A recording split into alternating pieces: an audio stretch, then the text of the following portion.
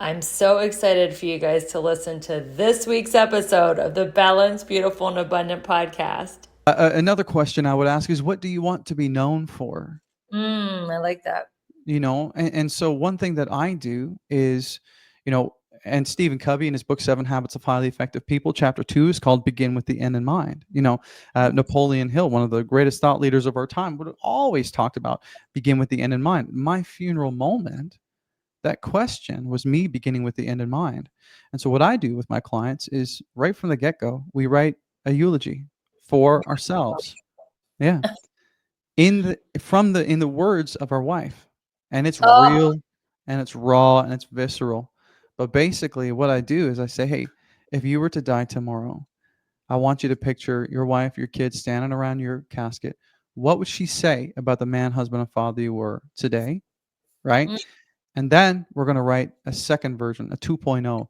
If you were 100% the man, husband, and father that you knew you could be, the one that you were called to be, what would they say Level up, then? don't look back, let's go. Set the pace, watch me steal the show.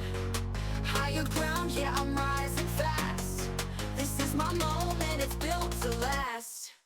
Keep the focus, keep the drive.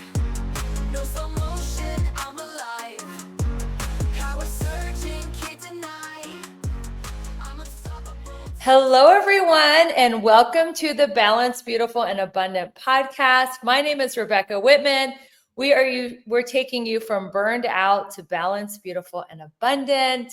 Today, we have a very special guest in the studio. Welcome, Mitchell Osmond. Thank you, Rebecca, for having me. I'm really looking forward to having this conversation with you and your listeners today. It's great to have you here. I'm going to tell my listeners a little bit about you. Mitchell helps high performers reclaim their home, health, and happiness without sacrificing career success.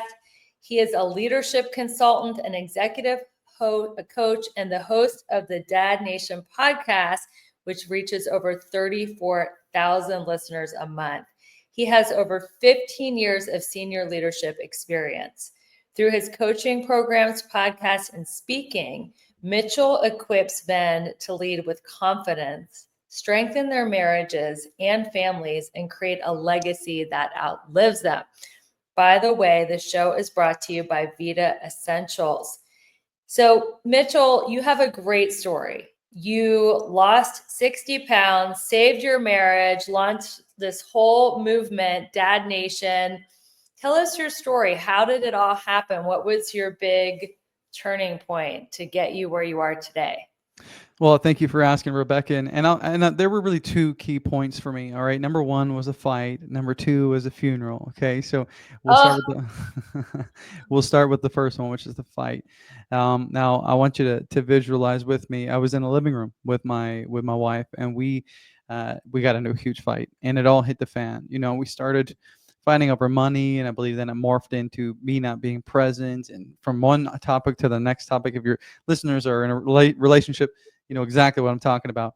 But at this point, we had been married for, like I said, about 3 years, and it was a tough 3 years.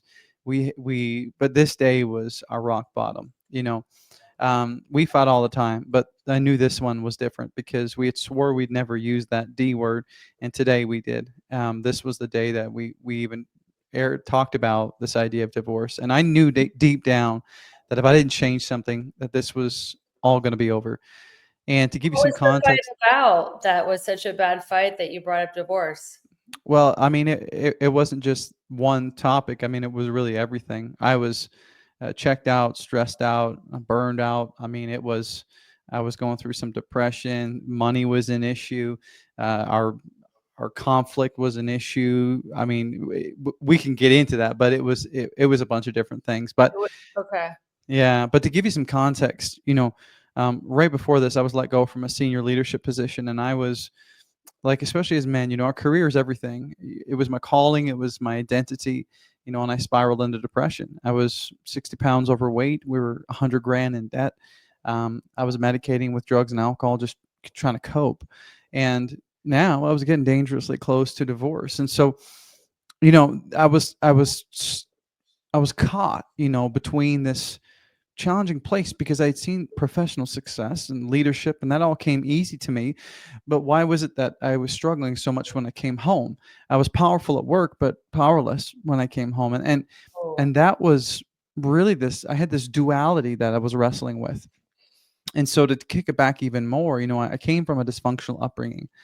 I had a non-existent relationship with my father. Alcoholism, drugs, crime were littered throughout my family growing up. And so I knew where I came from and I knew I wanted something different, but I could feel myself getting pulled back into the trauma of my childhood. And when I would yell at my wife, I could hear my father's voice in mine, his words in mine, and that was the challenge. I knew I was called to more, but I just didn't quite know how to get there. Maybe some of your listeners can relate. And the second turning point for me was the funeral. And I was invited to sing at the funeral of this wealthy philanthropic man, and it was about a couple thousand people that showed up. And this man had done a lot of amazing things. And the minister was asking, he was talking about this man, and after sharing all of his, accomplishments and stuff, he asked the people in the room. He said, "Are you living a life worthy of imitation? If you were to die today, would you be proud of the legacy that you left?" And Rebecca, as I began to prepare to sing the last song of that funeral, I could barely choke out the lyrics because all I could think was, man, if this were my funeral today, nobody would be looking up to my confidence saying, he inspired me to have an amazing marriage, or he inspired me to get into shape, or he inspired me on how to, manage my finances, steward my finances, all those things. Probably the only thing he would say was, he had a hard life, and then it was over, and so that day, by the time I packed up and went and left that church, I was determined that I would rewrite my story, that I would end this generational curse, so that me and my family would have a different life than, my extended family and their family right before me. And so, and not just for me, but for my wife and for my children. And so what I did, Rebecca, was I surrounded myself with men who, my ceiling was their floor. You know, they were living where I wanted to go. These men taught me everything. They held me high when I felt low. They held me to the standard that I said I wanted. They believed in me when I didn't believe in myself. And the crazy thing is, within 18 months or a year and a half, we paid off over the 100 grand of debt. We completely restored our marriage. I had lost the 60 pounds, completely restored my health, and I was clean of substances and distractions, and I was calm and content and focused. And so that's really kind of how I turned it around. And then shortly after that, a mentor challenged me, and he said, "Man, if you really want to have an impact, you need to start helping people." So I started helping friends of mine, like connect with their wives, and and lose the weight, and building budgets for people to get out of debt. And then I eventually started the Dad Nation podcast. And then within, that was about 2 years ago, and within about 6 months, we became a globally rated top 10% rated podcast. And then I launched the coaching practice. And I love that, I love Ed Milet. I'm a big fan of him. But he yeah, me says, too. yeah, he says, you were the most qualified to help the person you used to be. And Yes. so for me, that's what I started doing organically for free. And then I had people reach out all over North America through the podcast and say, "Would you help me?" And so what I've been doing, Rebecca, at the end of the day is turning that trash into treasure by using my story to impact the lives of others and help these men reclaim their home, their health, and their happiness, to show up more powerfully as husbands and as fathers. And going back to my funeral moment, to answer that question, am I living a life worthy of imitation? Well, in my definition, that would be, for me, a life worthy of imitation. So that's my story. That is so beautiful. And how many years have you been married now? 10. We just celebrated our 10-year anniversary, August Okay. 21st. Congratulations. That's Thank amazing. you. Thank you. So the show that we're talking about, Balanced, Beautiful, and Abundant, the mission is to help high achievers go from burned out to balanced, beautiful, and abundant. How do you teach people to avoid burnout? Well, I think it's so important to answer that question of, what do you want? And when I ask that question, it sounds really simple, but 90% of my clients, who are high performing men who built big businesses, I say, "What do you want?" and they don't know. They say, I don't know. I built a business. I made all the money, and I've spent my whole life doing this, and I don't even know. Another question I would ask is, what do you want to be known for? I like that. And so one thing that I do is, and Stephen Covey in his book 7 Habits of Highly Effective People, chapter 2 is called Begin with the End in Mind. Napoleon Hill, one of the greatest thought leaders of our time, would have always talked about begin with the end in mind. My funeral moment, that question was me beginning with the end in mind. And so what I do with my clients is right from the get-go, we write a eulogy for ourselves. Yeah. In the words of our wife. And it's Oh, real, and it's raw, and it's visceral. But basically what I do is I say, hey, if you were to die tomorrow, I want you to picture your wife, your kids standing around your casket. What would she say about the man, husband, and father you were today? Right? mm, And then we're going to write a second version, a 2.0. If you were 100% the man, husband, and father that you knew you could be, the one that you were called to be, what would they say then? Because this is the gap, right? The person we are today and the person we know we could be if we went all in. And within these two people, these two versions, this is where our tension and our frustration lies, right? And so that's where we do the deep work. And so when we ask questions like, what do you want? Most people don't answer with, well, I want 17 more businesses, or when you ask the question, what do you want to be known for? A lot of people don't really say, well, I want to be the richest man in, New York City. They'll often say things like, I just want to be a great husband, or I want to be a great mom, or I want to know my kids. I want them to know that I love them. So then, of course, the next question is, well, how are your actions reflecting that? mhm. Because show me your calendar and I'll show you your values. Right? Yes. And so that's the thing, because what happens is I just basically shine a light on what you say you want and what you're actually doing, right? Because this is what happens. We self-sabotage. And so we say we want this close connection. We say we want a great marriage. We say we want to be in great shape, but yet we're spending 14, 15, 16 hours a day working and eating McDonald's and skipping meals and not sleeping, and we're not connecting with our kids. And then so there is a huge disconnect. And this is what it means when we don't live in integrity with the things that we say we want. And so whether you're a man or you're a woman, these principles still exist. And so at the end of the day, that's what we do is we begin with the end in mind. And we say, what do you want? Right? And then we reverse engineer, from that eulogy moment, we reverse engineer that into daily action steps and strategies.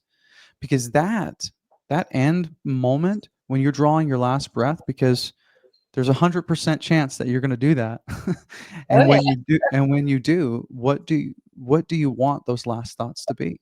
Right. Mm, And so, when we consider what does that look like to not be burned out? Well, when we don't have that kind of stuff in mind and we're caught up in the urgent, right? We're reactive.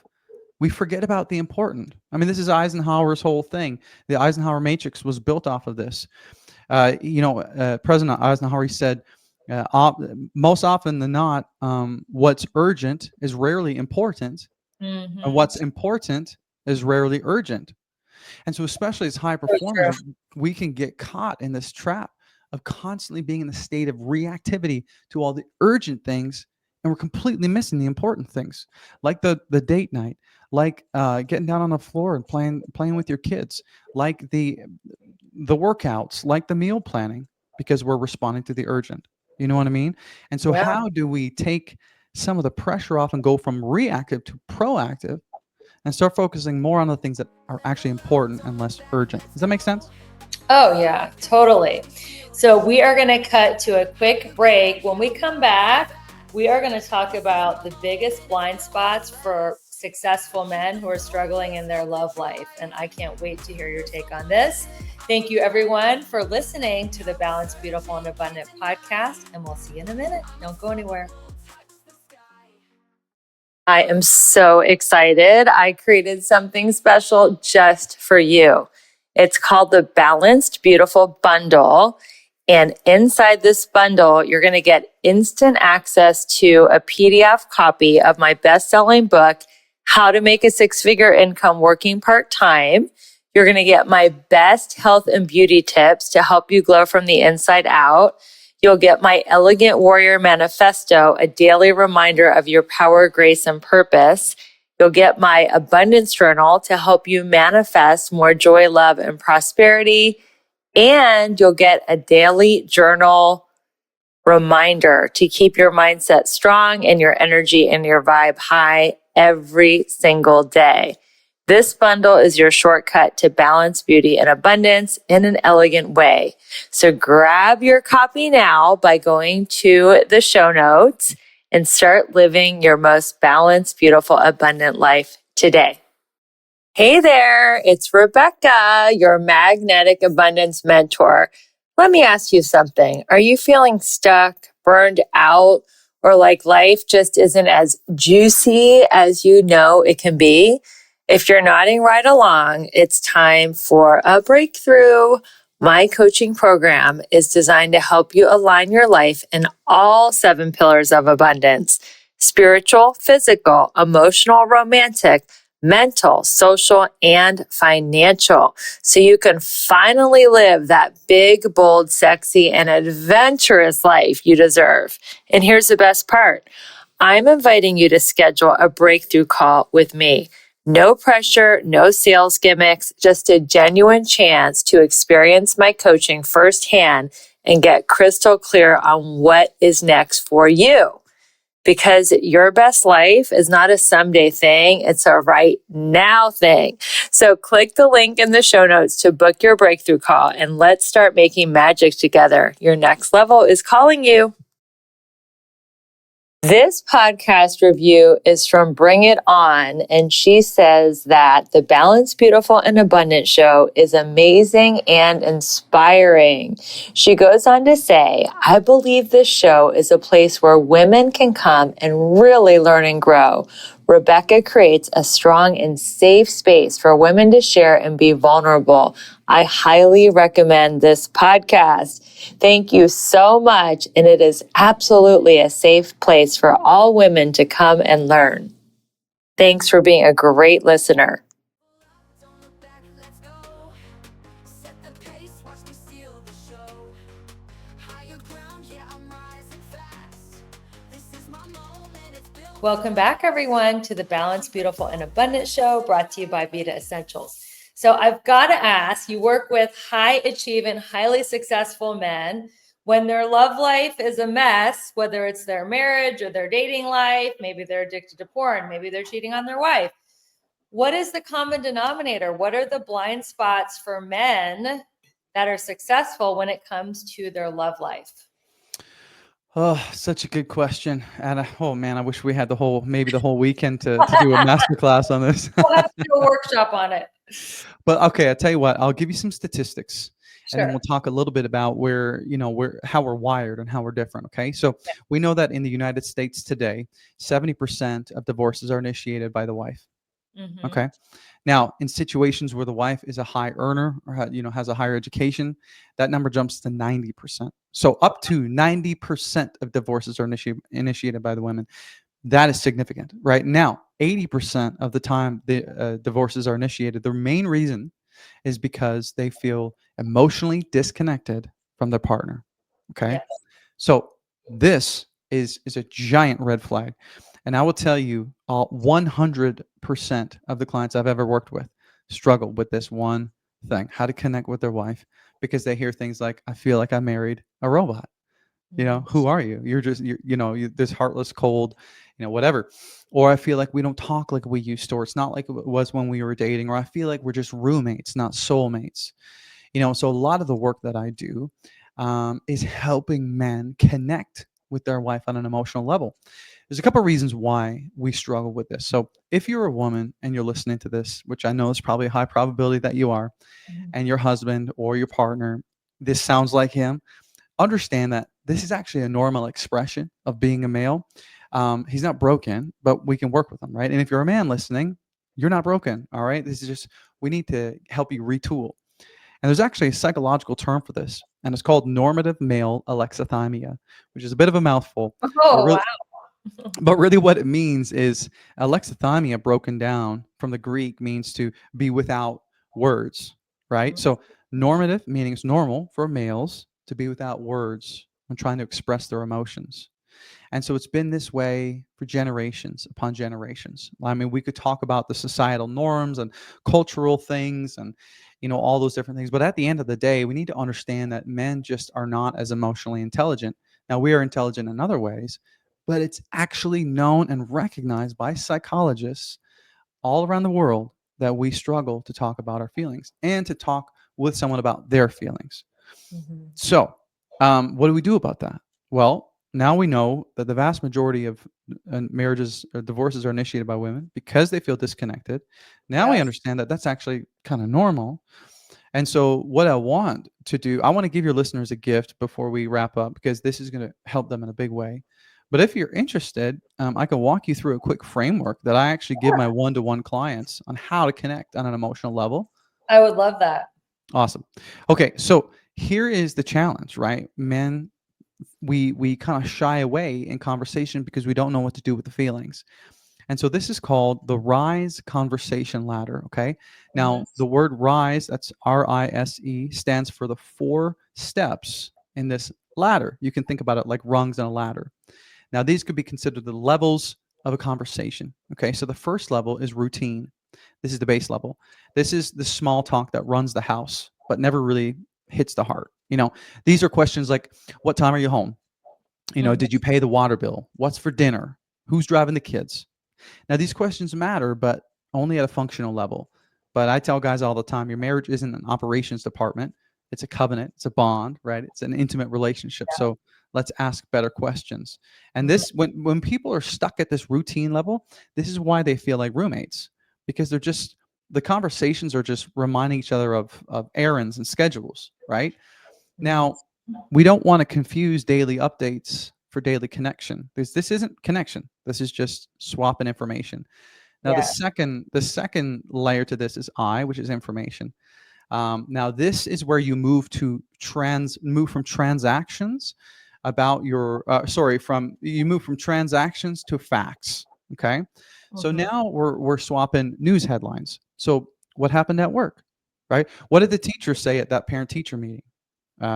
What did your mom want when she called? How did that project wrap up at work? Now, like I said, this is better than nothing, but you're still just reporting the news of your day. You're not really revealing anything from the heart. But here's where I would call this this is the on ramp, not the final destination. This is where most guys fall off the map because Okay. the next step is S, which is story. Okay. This is where the walls start to crack a little bit, right? Because the story level, it moves beyond what happened to you to how it impacted you. Okay. Mhm. It pulls emotions into the facts that we shared. This is where real trust and empathy grows. And so, for example, a story level question would be something like, how did that meeting make you feel? Right? What was the hardest part of your day today? Or something like, what do you wish that I understood about you that's something that you're dealing with right now? I mean, men don't often ask those questions. That's a great question. Yeah. Exactly. But this requires us to drop our guard, right?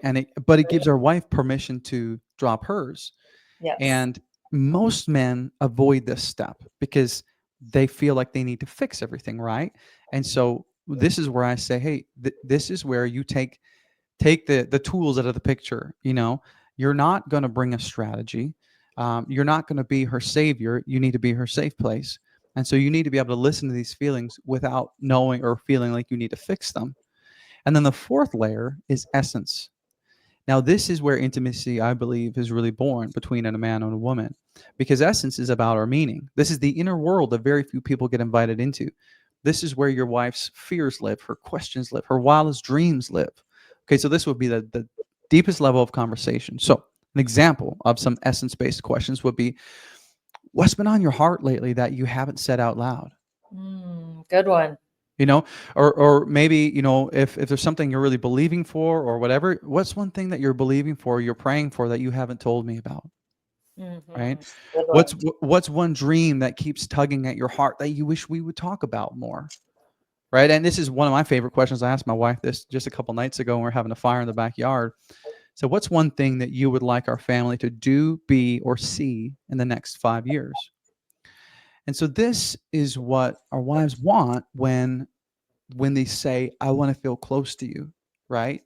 Um, and this is the challenge. The payoff here is real for men, but so is the risk, because going here means that the man needs to hear her fears that he may not be able to fix, right? And so this is the key. Very, very, very statistically, like I would say 0.1% of the men ever get to this level without, of course, this kind of training, right? And Right. so a real life example of walking through this, right, might be you're getting ready to go out. Maybe you got a sitter and you're in the room, you're just kind of prepping. A routine level question would be, hey, what time are we leaving for the party? Okay. Then the next step is the information. Who's all going to be there? Right. Then the next step is the story. Do you feel excited or anxious about seeing all these people or your friends? And then the deepest question, maybe you want to save this for the drive on, on the way there, but what do you hope happens there tonight that will make you feel connected, either to me or your friends? You know? And so this is how we go on this journey of going deeper and deeper in conversation and connecting with our partners on an emotional level, right? That is so ninja. I mean, if any of the women are listening to this podcast and want to have deeper conversations with their men, share it. And if you're a man who found this podcast, lucky you, because that rise conversation ladder can really help create so much intimacy. Thank you Yeah. for sharing that. Yeah, you're welcome. And I mean, I love this quote from David White. He's a poet and philosopher, and he says the conversation is the relationship, and that's it at the end of the day. Yes. And I say Yes. to guys, I say to guys all the time, I'm like, if you want to know the health of your marriage, look at the quality of your conversations, because that's what's most important. Because without the conversation, there is no relationship. And Tony Robbins says, marry someone you love to talk to, because marriage is thousands of conversations. 100%. And so I would say, when it comes to helping men get, become more intimate in their relationships, and women draw, men in that way, this is going to, if you're a man listening today, this is going to be super helpful. If you're a woman listening today, send your husband this podcast or give him the free gift that I'm going to give you guys at the end of the show, because I'm going to hand it to you on a silver platter, and it's going to be so, so good. And I'll just say one more quick thing. Yeah, we have plenty of time. One thing that most people don't realize is that a man has two basic needs. Mm-hmm. One is to feel respected, and the second one is to feel competent. Okay. Ooh, I never heard that. That's good. Oh yeah. So and I've done this lots before, you get into a room of 100 guys, 1,000 guys, doesn't matter, and you say, would you rather hear the words I love you or I respect you? 99% of the guys are going to raise their hand when they hear the words I respect you. There is nothing more empowering you can say to your male partner or your husband than the words, I believe in you. Mm. That will give them fuel. They will soar on wings like eagles. It's crazy. And that means way more to them than I love you, because we're built to be on mission. And when we have a partner that believes in us and supports us and encourages, and the word encourage means to inspire courage, right? And so when you say I believe in you, you're inspiring courage. Now, a woman's three basic needs are to feel seen, heard, and safe, right? And so the question becomes for the man is asking, the wife, hey, how can I make you feel more seen? How can I make you feel more safe? And how can I make you feel more heard in your home, right? In this relationship. And the wife, if she says to the man, how can I make you feel more competent as a man, husband, father, as a boss, as a CEO, or whatever? How can I make you feel more respected? That question, I would say very few women ask, but man, you both I would imagine you both would go off with like, here, let me help you in this, right? And this is what happens though, right? We see this spiral. I call it the crazy cycle, where a man comes home and maybe he doesn't necessarily know how to quantify success, because it's not tangible at home like it is at work. At work, you get performance bonuses, you close more contracts, whatever. Very easy to see. But Right. how do you measure being a great dad? I mean, I joke all the time. I say, your son's not going to come up to you and be like, hey, daddy, here are 5 strategic reasons why you're an effective father. You know what I mean? Exactly. It's not going to happen. So it's intangible. And we, especially with the masculine essence, really wrestle with that, because we can't it's not tactical. We can't do anything with it. And so what happens is we don't know how to measure if we're being a good husband or father. And we literally we bring solutions and we create strategies and fix problems all day. And then we come home and we start trying to shove solutions down our wife's throat or our children's throat, and they don't need that, but we don't know how to turn the switch off. And so what happens is the wife gets upset because she's like, you're not hearing me. I don't need a solution. I just want to connect. And so then what happens? The man feels incompetent. He feels disrespected because it's like, I'm working all day and I come home and I'm just trying to help. So he stops loving through hearing, seeing, and making them feel safe. And so when a wife doesn't feel heard or seen or safe, she finds it more hard to be respectful and make him feel competent, right? And so then what Mhm. happens is he focuses more on work because that's where he feels competent. That's where he feels respected. And then as a result, she feels less seen, heard, and safe, And right? then he might have an assistant or a coworker who makes him feel respected and, adequate and cheers him on and believes in him. And that's when infidelity happens. Exactly, because it's so rare that we speak in the language of our needs, Yeah. right? On both sides. And Yeah. so one of my clients, literally, I'm walking through this with him. He had an emotional affair with his wife, and and this is exactly what happened. He was a high performing sales guy, and his wife didn't. She never really wanted to hear about his day, and he'd come home and he felt like a nuisance. He really didn't know where he fit in the relationship, and because his most exciting thing, he had no space to talk about. But when he would go to work, his colleague was like, you're so great at this. You're such a good salesman. Like, you're crushing it. You mu you must be a great husband, right? Respect, competency. And so that need, that deep innate need is being fulfilled where it's not at home. And so we grow distant. And this is what happens, right? And so if we could have that conversation with one another, hey, how can I make you feel more seen, heard, and safe?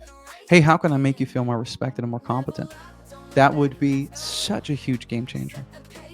Amazing. We're going to cut to a quick break. And when we come back, we are going to talk about how we can break free from the always on hustle mentality that so many high achievers deal with. Thanks, everyone, for listening.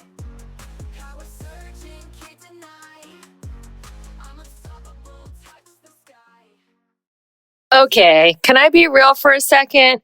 You're out there crushing it in some areas of your life, but in others, it's like a hot mess express. Sound familiar?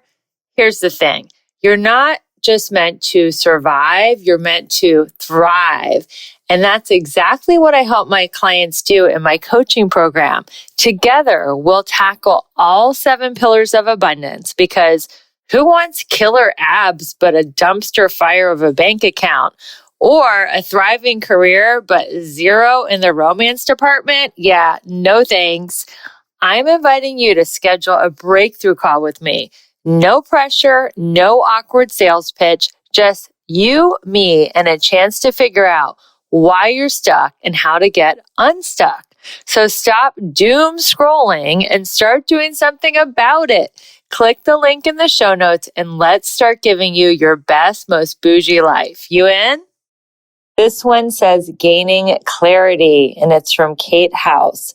Listening to and learning from Rebecca has helped me gain clarity on what matters most to me, and it has inspired me to take action. Thank you so much. Yes, we are in the action business, and God is in the results business.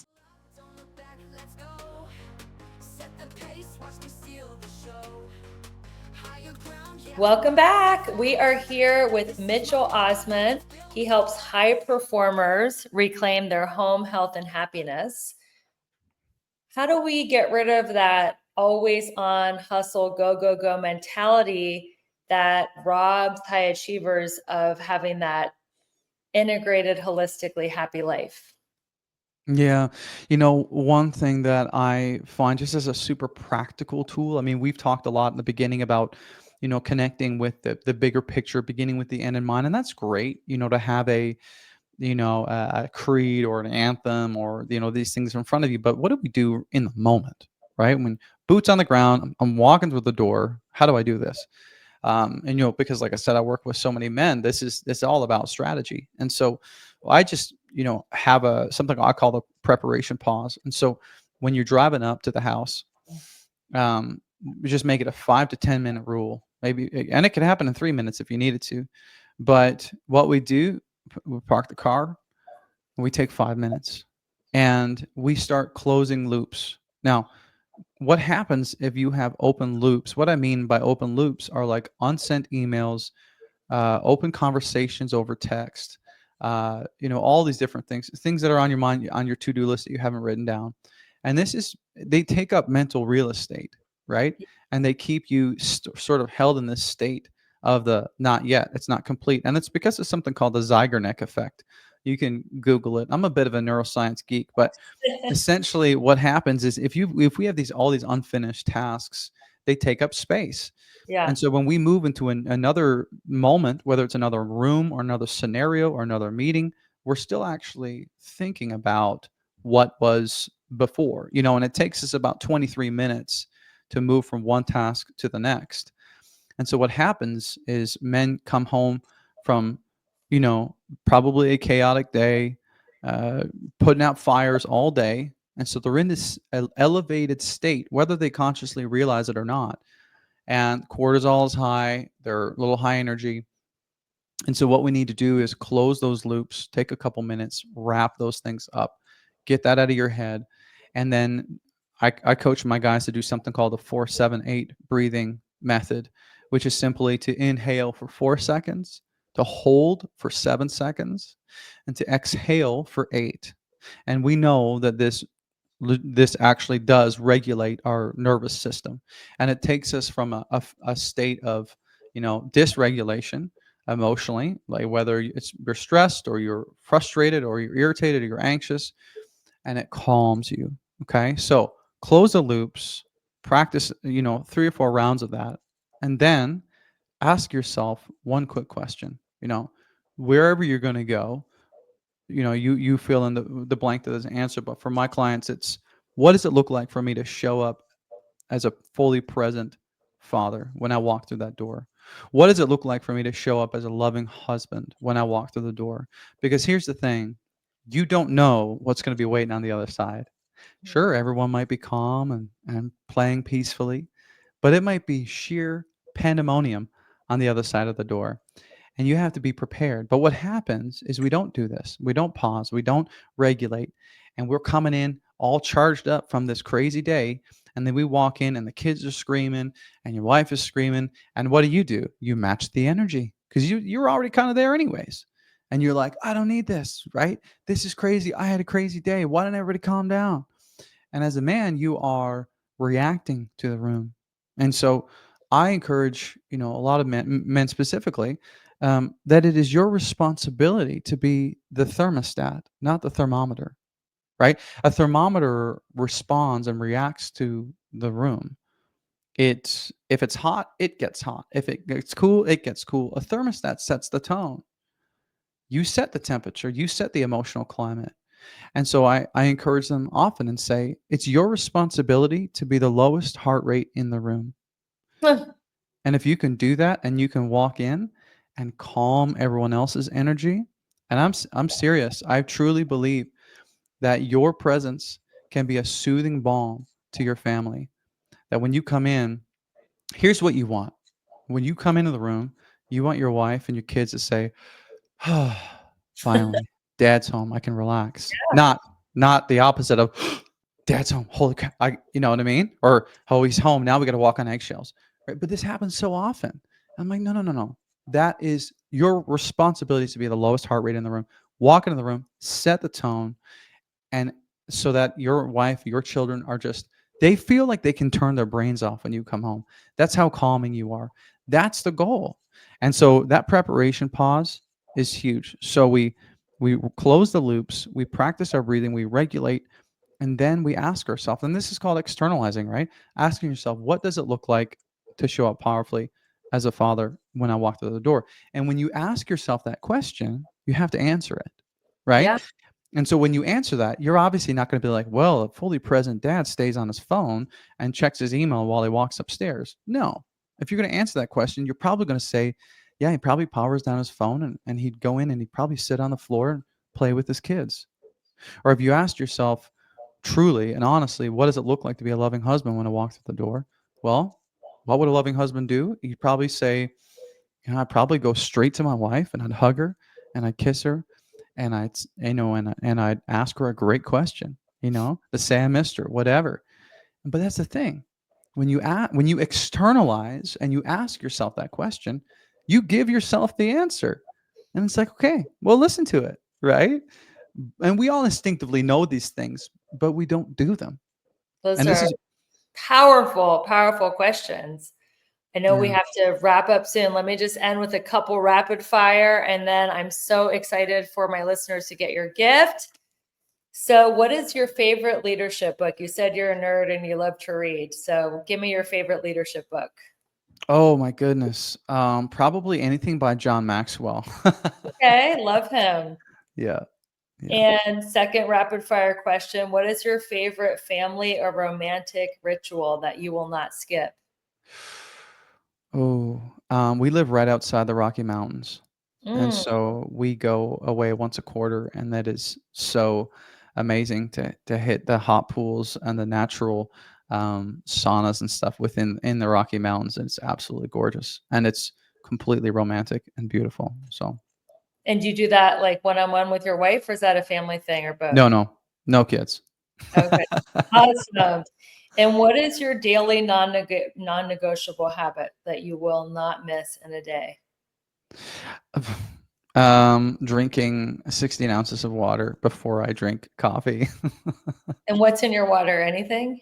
Just a squeeze of lemon and a little bit of sea salt. Perfect. Well, how can we stay in touch with you and tell us about this exciting gift? Yeah, of course. So we've talked a lot about the emotions, right? And so this is just called the connection code, and it's 50 questions to spark the fun and get the fire back. Okay. Ooh. Yeah, that's all it is. And so the problem is we get married and we go from soulmates to roommates, or if you're listening to this today and your date nights feel more like board meetings, just with a little bit of wine, right? Then this is for you. Okay. And these questions go from everything from like your fun, dreams, with passion, your intimacy. I'm gonna get spicy. And it's the only rule is if you download this and you go out on a date or you put the kids down, pour up a glass of wine, whatever, the only questions you can ask are from this list. And trust me, I get women who email me all the time and be like, who was that man that took me out on a date last night? Because he was asking me questions I didn't even know, and it's amazing.